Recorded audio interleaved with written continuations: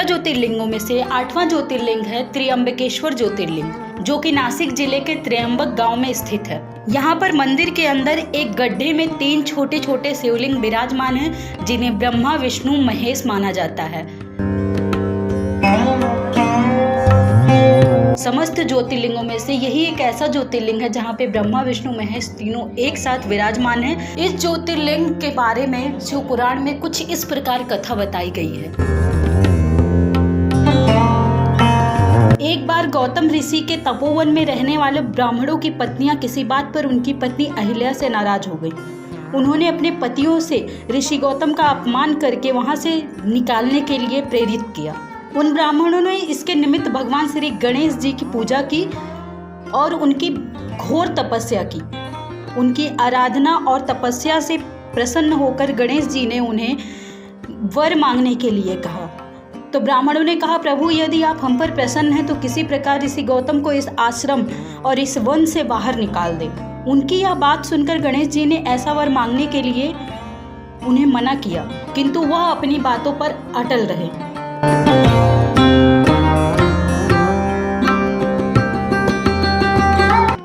अंत में गणेश जी को विवश होकर अपने भक्तों का मन रखने के लिए उनकी बात माननी पड़ी। वो एक दुर्बल गाय के रूप में ऋषि गौतम के खेत में जाकर रहने लगे। गाय को फसल चरते देख ऋषि गौतम ने बड़ी नरमी से एक हाथ में एक तिनका लेकर गाय को हाँकने के लिए लपके। उस तिनके के स्पर्श होते ही गाय वहीं मरकर गिर पड़ी।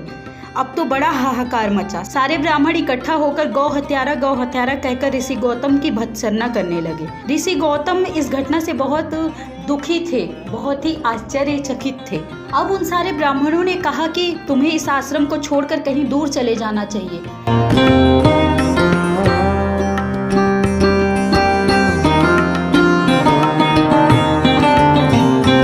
और दोबारा कभी इस आश्रम में लौट कर मत आना, क्योंकि गौ हत्यारे के हमारे पास रहने से हमें भी उसका पाप लगेगा।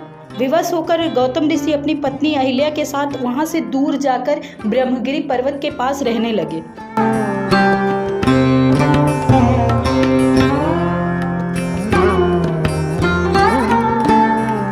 लेकिन ब्राह्मणों ने उनका वहां भी रहना दूभर कर दिया। वो कहने लगे, गौ हत्या के कारण अब तुम्हें वेद पाठ और यज्ञ आदि करने का कोई अधिकार नहीं है। अत्यंत भाव विभोर होकर ऋषि गौतम ने उन ब्राह्मणों से प्रार्थना की कि हे ब्राह्मण देव, आप लोग मेरे प्रायश्चित और उद्धार का कोई मार्ग बताएं। तब उन्होंने कहा, ऋषि गौतम, तुम अपने पाप को सारे लोगों से बताते हुए 3 बार पूरी पृथ्वी की परिक्रमा करो, फिर लौटकर यहाँ 1 महीने तक व्रत और पूजन करो। इसके बाद ब्रह्मगिरि पर्वत की 101 परिक्रमा करने के बाद तुम्हारी शुद्धि होगी और यहाँ गंगा जी को लाकर उनसे स्नान करो और फिर से ब्रह्मगिरि की 11 बार परिक्रमा करो। इतना ही नहीं, गंगा जी को दोबारा लाकर उनके जल से स्नान करके 1 करोड़ पार्थिव शिवलिंगों से शिव जी की आराधना करो। फिर 100 घड़ों के पवित्र जल से पार्थिव शिवलिंगों का स्नान कराने से तुम्हारा उद्धार होगा। ब्राह्मणों के कहने अनुसार महर्षि गौतम वो सारे कार्य पूरे करके पत्नी के साथ पुनः तल्लीन होकर भगवान शिव की आराधना करने लगे। इससे प्रसन्न होकर भगवान भोलेनाथ स्वयं प्रकट हुए और उनसे वर मांगने के लिए कहा। महर्षि गौतम ने उनसे कहा, भगवान मैं बस यही चाहता हूँ, मुझे गौ हत्या के पाप से मुक्त कर दें। इससे ज़्यादा मैं कुछ नहीं चाहता प्रभु। भगवान भोलेनाथ ने कहा, गौतम तुम सर्वथा निष्पाप हो। गौ हत्या का अपराध तुम पर छल पूर्वक लगाया गया था।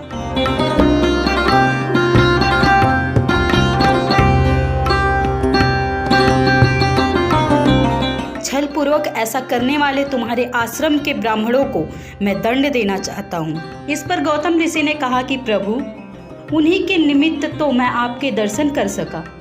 अब उन्हें मेरा परम हितार्थ समझकर उन पर क्रोध ना करें।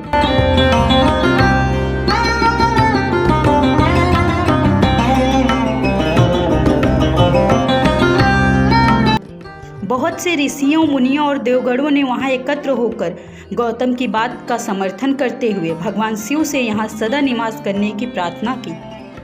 वे उनकी बात मानकर वहीं त्र्यंबक ज्योतिर्लिंग के नाम से स्थित हो गए। गौतम जी द्वारा लाई गई गंगा जी भी पास में गोदावरी नाम से प्रवाहित होने लगी। यह ज्योतिर्लिंग समस्त पुण्यों को प्रदान करने वाला है गोदावरी के साथ ही ऋषि गौतम के विनय के उपरांत शिवजी ने इस मंदिर में विराजमान होना स्वीकार कर लिया।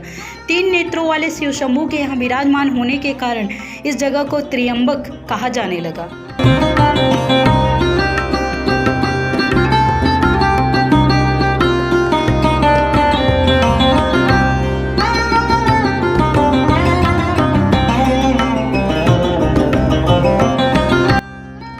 उज्जैन और ओमकारेश्वर की तरह ही त्र्यंबकेश्वर महाराज को भी इस गांव का राजा माना जाता है। इसलिए हर सोमवार को त्र्यंबकेश्वर के राजा अपनी प्रजा का हाल जानने के लिए नगर में भ्रमण के लिए निकलते हैं। इस भ्रमण के समय त्र्यंबकेश्वर महाराज को पंचमुखी सोने के मुखौटे को पालकी में बैठाकर पूरे गांव में घुमाया जाता है।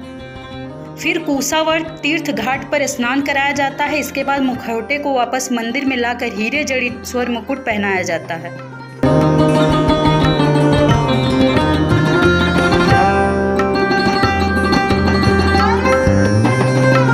यह पूरा दृश्य त्र्यंबक महाराज के राज्य अभिषेक साथ प्रतीत होता है। यह यात्रा देखना बेहद अलौकिक है। शिवरात्रि और सावन के सोमवार के दिन त्र्यंबकेश्वर मंदिर में भक्तों का तांता लगा रहता है। भक्त भोर के समय से स्नान करके अपने आराध्य शिव के दर्शन करते हैं। यहाँ काल सर्प योग, नारायण नाग बलि नामक खास पूजा अर्चना भी होती है, जिसके कारण यहाँ साल भर लोग आते रहते हैं।